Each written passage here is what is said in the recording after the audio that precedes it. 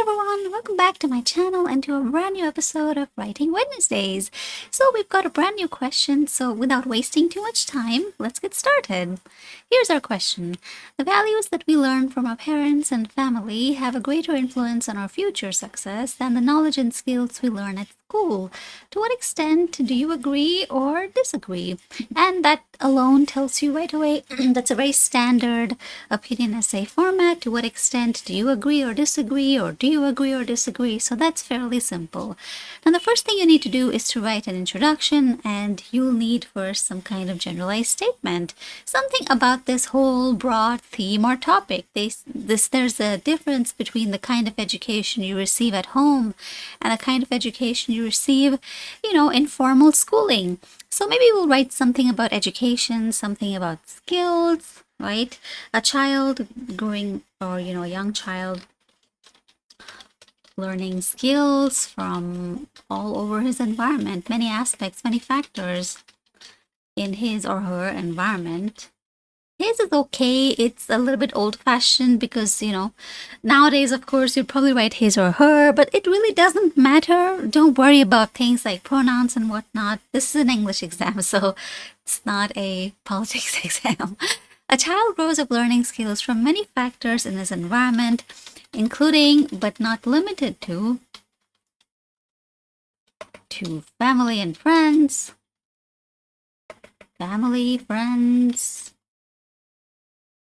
and school. And what's important, I personally agree that the values you learn from family will play a greater role, and I have some really good ideas for this. As always, with opinion essays, when you pick to agree or to disagree, make sure that you do it in a way where you're comfortable. What I mean is that you should pick the side that you feel you have the most points for, right? Because this is not a discussion essay where you have to discuss both sides. It's not an advantage-disadvantage essay either, where again you have to discuss both sides. So, there you don't really have an option. You cannot pick a side. But in an opinion essay, you can pick a side. So, use that to your advantage. Okay, including but not limited to friends, family, and school. The skills and traits. And let's say skills, characteristics, and I have traits right here. Perfect. Let me read my sentence once more. A child grows up learning skills from many factors, maybe just learning, about life from many factors in his environment, including but not limited to family, friends, and school. The traits, characteristics, and skills imparted by family, however, form the biggest, reason for this child's future success as an adult in the real world. But that's fine. I don't have to write the real world. It's big enough. This is 43 words. That's a good length for an introduction. They don't have to be big. The introduction just has 2 jobs, as you'll probably remember from my other videos. If not, go and watch them. Okay, then I need my first main idea sentence. What I'll do is I'll get both of my main idea sentences and my supporting ideas as well. So one thing is, these skills are what you learn at a young age. You start learning from the family. We go to school at 6 years, right? That's when you start school. But you start learning from, in fact, the very moment of your birth. Of course, that's a different kind of learning. But the background is much stronger with family. So,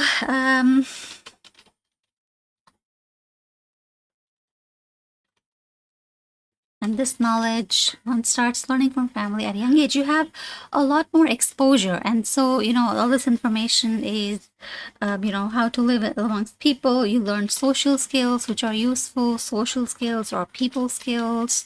You learn, a bunch of languages, of course. Well, most people will learn. Nowadays, it's different. Most people grow up learning 2 languages. Some people still just learn 1, but it provides a framework. So, without, learning from family, learning the most essential skills, right? Because if your family did not prepare you well, let's assume you're a child and your family did not teach you the things that any child would naturally learn, you're going to have a tough time. You're not going to be able to do well in school, right? For example, learning your mother tongue or learning a second language, maybe a third. By the time you're 6 years old, you should be able to communicate, right? Otherwise, how are you going to fare well at school? It just doesn't make any sense. So these skills that are essential for survival, right? Essential. That's why I've written, I could also write survival skills. That would also work. But I wrote essential. I mean, whatever you'd like to choose, either is fine. So one starts learning the most essential skills from family at a young age, before one even goes to school. You learn languages. You learn generally how to how to act, what to do. You learn essentially etiquette, depending on, etiquette and social skills kind of overlap in a way. Maybe we could say life skills. For example, a lot of people are afraid of failure, but where does that come from? That usually comes from family where, you were a child and you were chastised for failure over and over again, and that makes you afraid to try new things, take new risks, take on challenges. So these life skills, you learn them, and you have a greater exposure. So one has a lot more exposure to family compared to school. I think maybe that could be another main idea. The amount of exposure to family and relatives is a lot higher compared to school. You spend a lot more time with your family compared to whatever 6 hours or 8 hours you spend every day. Not even every day, just Monday to Friday, Monday to Saturday at school, right? So the amount of exposure to family is a lot more compared to school. One is influence, greater influence. Your, mom and dad and other family members, brothers, sisters, whatnot, grandparents, they will have more influence because they have more time. The kind of things that you learn tend to be unforgettable. Even if you want to forget things, it's very hard to undo the things that one learns, whether it's good or bad, right? Positive or negative, it's hard to undo the skills and things and traits that you learn. And then what else?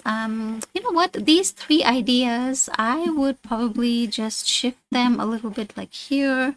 There you go. Now that looks a lot better. So from most important, maybe this should be most important, to not least important, but yeah, let's just say that. Okay, so there's my ideas. There we go. Nicely arranged. The amount of exposure to family is a lot more compared to school, hence which makes them more influential. Oh no, never mind. Okay, and then my last idea, I have mentioned here, let me see. Influence is greater, it's unforgettable, the things that you learn. These things stay with you for a lifetime, right? Lifetime. I guess it kind of ties in with influence, so maybe we'll try something different now.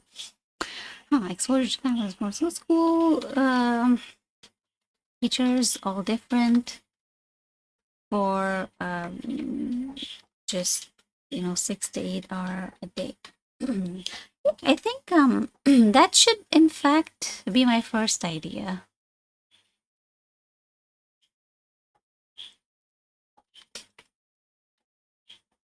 There we go.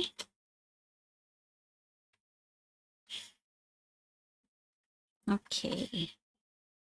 Now my ideas are arranged as well, and I could also add transitions at this stage. That's what I teach most of my students to do, but again, everyone's different. My writing style is just to kind of wing it and do the transitions later on, but I don't recommend that for everyone, okay? So you have to be careful there. If you have a teacher, if not, I'm here. You can always start because we have batches starting on the Monday of each week. So that could be something that you could try. But you have to be careful with how you're writing because everybody has their own writing style, right? So what works for me may not work for someone else. What works for someone else may not work for me. Okay, one starts learning the most essential skills from family at a young age. In fact, family is responsible once parents and extended family are responsible for teaching basic life skills and survival skills, which schools do not teach.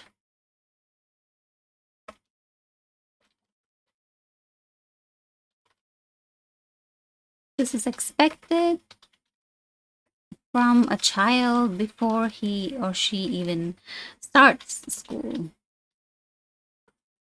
In addition to these, a child also learns all manner of social skills, social and people skills necessary to survive and thrive in this world, right? In fact, a crucial part of that is the acquisition of a first or sometimes even second language, which again is the complete responsibility of the family unit. There we go.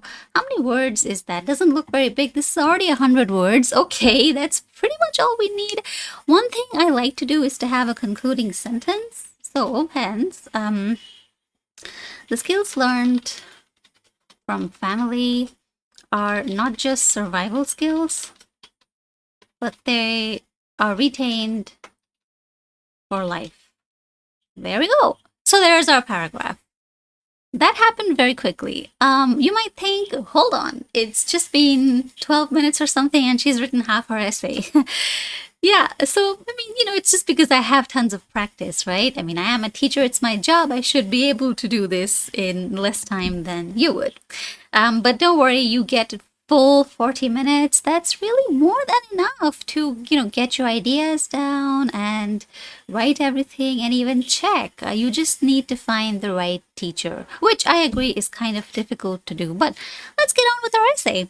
So now the amount of exposure to family is a lot more compared to school. And then a child would most likely spend just around 6 to 8 hours, 6 to 8. Why have I written this way instead of just the numbers 6 to 8? Because generally in all kinds of formal writing, you'll want to ensure that if you have a number that's 10 or less than 10, just write the spelling, just write the name of the number, not just the number. That could seem a little bit casual, a little bit informal in nature. Okay, so a child would most likely spend just around 6 to 8 hours at school where he encounters various teachers. Unlike at home, where most of his time is spent with his mom and dad, mother and father. Mom and dad are casual, so we'll use mother and father or other close relatives. This, in turn, increases the amount of influence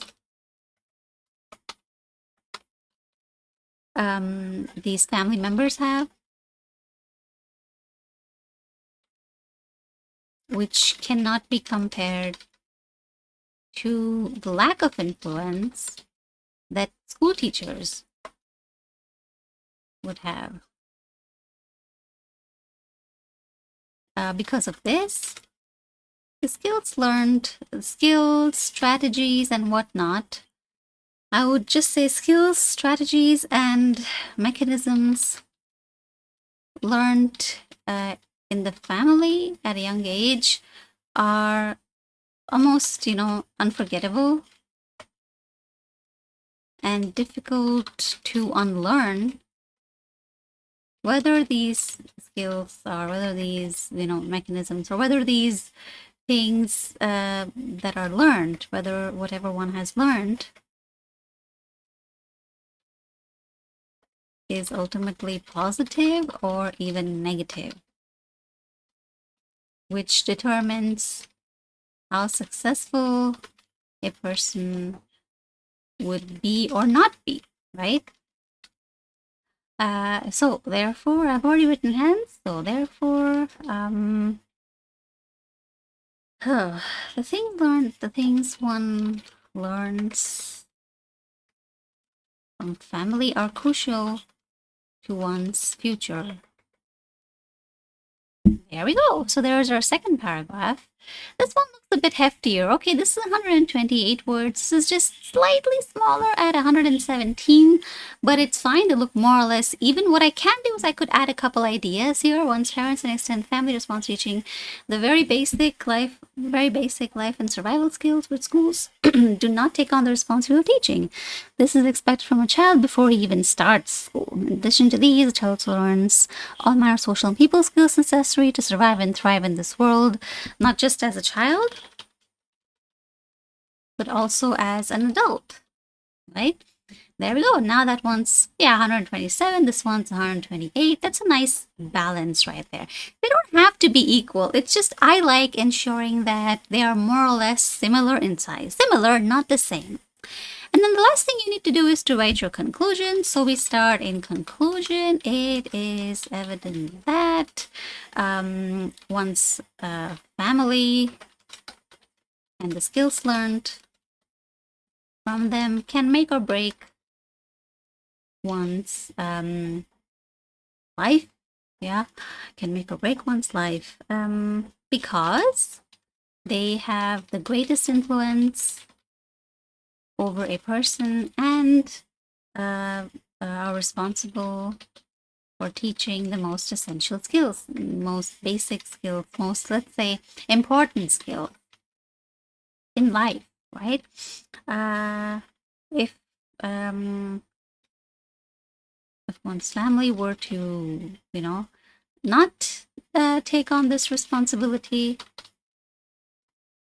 it would be, difficult for such a person to thrive in life, right? To thrive as an adult or thrive in their, not just career, success in any way, right? Because there's many ways to be successful, not necessarily money or job or career. And this one is 62 words. There we go. So let's have a look first at our introduction. There we go. You can pause the screen to read it carefully. And then we have body paragraph 1 right here. Again, you can pause the screen. Finally, we have body paragraph 2. And we have our conclusion right here. And so all in all, this essay is 360 words, which is, of course, a bit more compared to what they're looking for. But again, you can write a 600-word essay. It doesn't matter. Now, that does not mean that bigger is better, though, yeah? It doesn't mean that a 280-word essay is not as good and a 400-word essay is better. Not at all. That is not the case at all. But the quality of your writing has to be good. That's what's important, right? Okay, well, that was our essay for today, but don't forget to check in next week when I write another essay, or you can come back on Saturday when I'll do a speaking test. All right then, see you next time. Bye-bye.